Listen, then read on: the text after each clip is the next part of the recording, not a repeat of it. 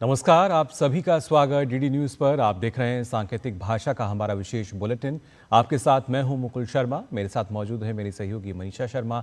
तमाम खबरों से आपको रूबरू कराएंगे, लेकिन सबसे पहले नजर डालते हैं हेडलाइंस पर। प्रधानमंत्री नरेंद्र मोदी गुजरात के 2 दिन के दौरे पर। आज दाहोद और भुज में 77,000 करोड़ रुपए से अधिक की विकास परियोजनाओं की करेंगे शुरुआत।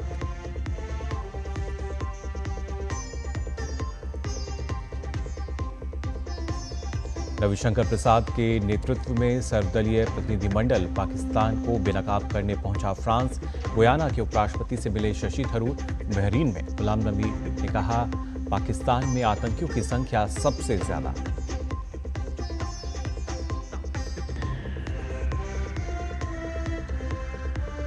भारत और मालदीव के बीच द्वितीय उच्चस्तरीय कोर ग्रुप की बैठक नई दिल्ली में आज। मालदीव के विदेश मंत्री अब्दुल्ला खलील लेंगे हिस्सा।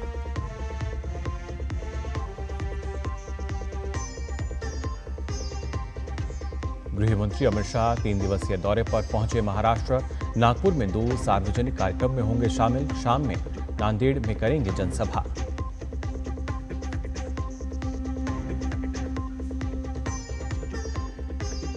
महाराष्ट्र कर्नाटक में गोवा में मानसून ने दी दस्तक। मुंबई में बारिश से अनेक जगहों पर जल जमाव।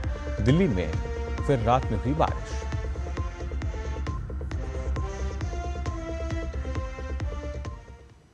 और आइए अब खबरें देखते हैं विस्तार से। आपको बता दें, प्रधानमंत्री नरेंद्र मोदी आज से गुजरात के 2 दिन के दौरे पर रहेंगे। आज पीएम मोदी दाहोद में लोकोमोटिव विनिर्माण संयंत्र राष्ट्र को समर्पित करेंगे और इलेक्ट्रिक लोकोमोटिव को हरी झंडी भी दिखाएंगे। इसके अलावा पीएम दाहोद में करीब 24,000 करोड़ रुपए की लागत की कई विकास परियोजनाओं का शिलान्यास और लोकार्पण करेंगे। वहीं प्रधानमंत्री आज शाम में भुज में 53,400 करोड़ रुपए से अधिक की लागत की कई विकास परियोजनाओं का शिलान्यास और लोकार्पण करेंगे। इसके अलावा प्रधानमंत्री मोदी का आज वडोदरा, भुज और अहमदाबाद में रोड शो का भी कार्यक्रम है। पीएम मोदी अपने दौरे के दूसरे दिन कल गांधीनगर में गुजरात शहरी विकास की 20वीं वर्षगांठ के समारोह में भाग लेंगे और शहरी विकास वर्ष 2025 का शुभारंभ भी करेंगे।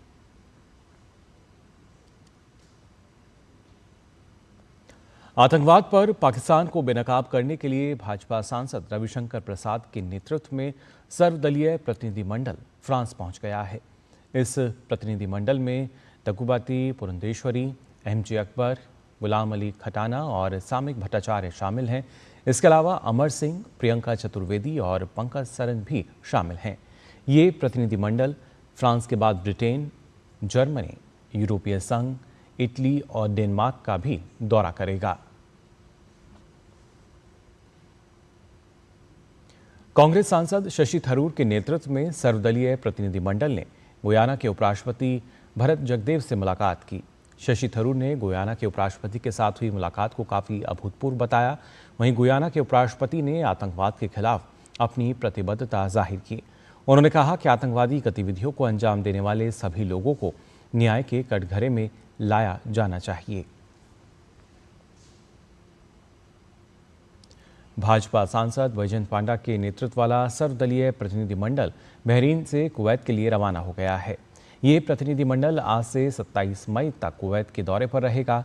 कुवैत की अपनी यात्रा के दौरान प्रतिनिधिमंडल कुवैत सरकार के वरिष्ठ गणमान्य व्यक्तियों, नागरिक समाज के प्रमुख सदस्यों, थिंक टैंकों, मीडिया और भारतीय प्रवासियों के साथ बातचीत करेगा। इस प्रतिनिधिमंडल में निशिकांत दुबे, फॉकनोन कोन्याक, रेखा शर्मा, असुद्दीन ओवैसी, सतनाम सिंह संधू, गुलाम नबी आज़ाद और हर्षवर्धन श्रृंगला शामिल हैं। वहीं बहरीन में गुलाम नबी आज़ाद ने पाकिस्तान पर हमला बोलते हुए कहा कि जितने आतंकवादी पाकिस्तान में रहते हैं, शायद उतने पूरी दुनिया में नहीं होंगे।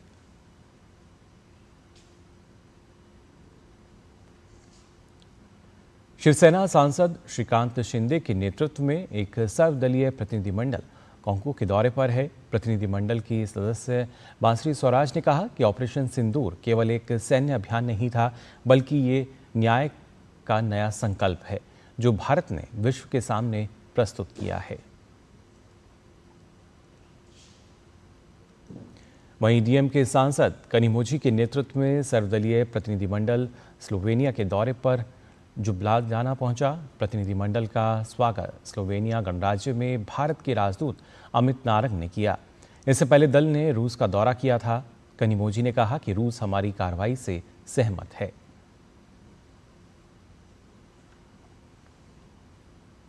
भारत और मालदीव के बीच दूसरी भारत मालदीव उच्च स्तरीय कोर ग्रुप की बैठक आज नई दिल्ली में होगी।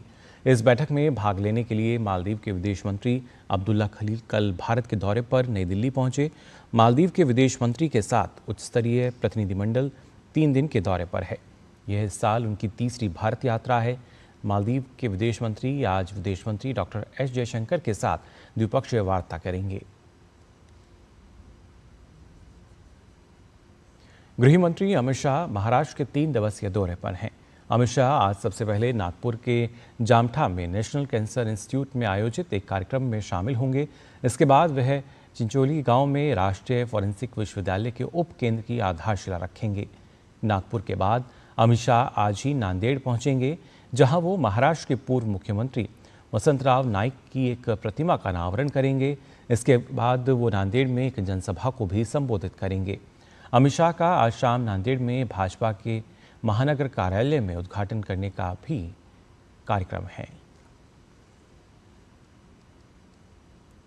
बात मानसून की। दक्षिण पश्चिम मानसून महाराष्ट्र पहुंच चुका है और अगले 3 दिनों में इसके मुंबई और अन्य कुछ हिस्सों में पहुंचने की उम्मीद है। भारतीय मौसम विभाग ने जानकारी देते हुए बताया है कि महाराष्ट्र में तटीय कोंकण और मुंबई में पिछले 2 दिनों से भारी प्री मानसून बारिश हो रही है। मानसून इस बार महाराष्ट्र के दक्षिणी हिस्से देवगढ़ में प्रवेश कर गया है। मुंबई में कल कई इलाकों में बारिश होने के कारण जल जमाव की स्थिति बन गई। वहीं केरल में कल भारी बारिश हुई। बारिश के कारण राज्य के कई हिस्सों में पेड़ उखड़ने से कुछ लोगों की मौत की खबरें भी सामने आईं। भारी बारिश के पूर्वानुमान के चलते मौसम विभाग ने 5 जिलों जिसमें कासरगोड, कन्नूर, वायनाड, कोझिकोड और मलप्पुरम के लिए रेड अलर्ट जारी किया है। इन जिलों में भारी से बहुत भारी बारिश की चेतावनी जारी की गई है। बारिश की चेतावनी को देखते हुए आज इन 5 जिलों में शैक्षणिक संस्थान बंद रहेंगे।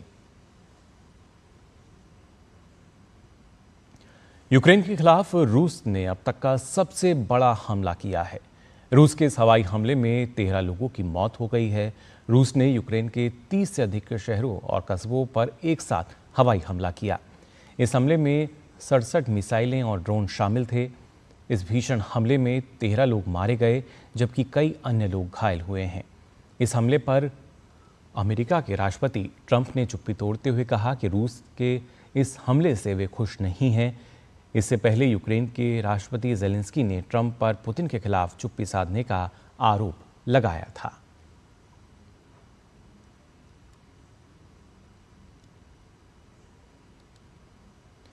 तो फिलहाल के लिए सांकेतिक भाषा के इस विशेष बुलेटिन में बस इतना ही। मुझे और मेरी सहयोगी को दीजिए अनुमति। नमस्कार।